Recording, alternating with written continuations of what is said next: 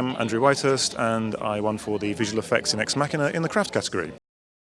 Well, the only rule I made for everybody working on the film was that they weren't allowed to look at other robots. So we put together a bunch of imagery of things like racing car suspension, super high-end road bicycles, but also things like the sculptures of people like Constantine Brancusi that have an organic but mechanical quality.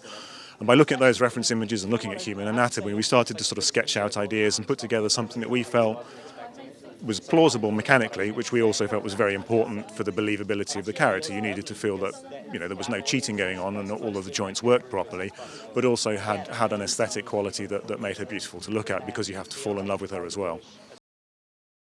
Yeah, most of that really comes from Alex and Alicia working together with the performance. We were careful in the way that we designed the visual effects work that we weren't ever going to put restraints on how they shot things or how she moved. So they created that, and then we were able to work with that to enhance it and add the computer graphics. So actually that was something that we didn't, in visual effects, really have to worry about too much.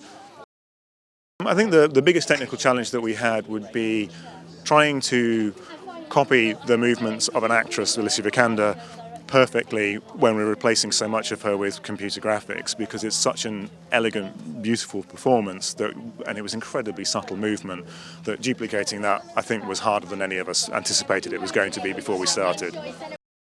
Is there a particular sequence in the film that you're most proud of looking back on it tonight? I think the scene where Ava gets dressed is probably the one that I'm proudest of, because it's such a beautiful, intimate scene, and something in visual effects you don't really often get to do is something you would say was beautiful and intimate. It tends to be, destroying a city or something like that.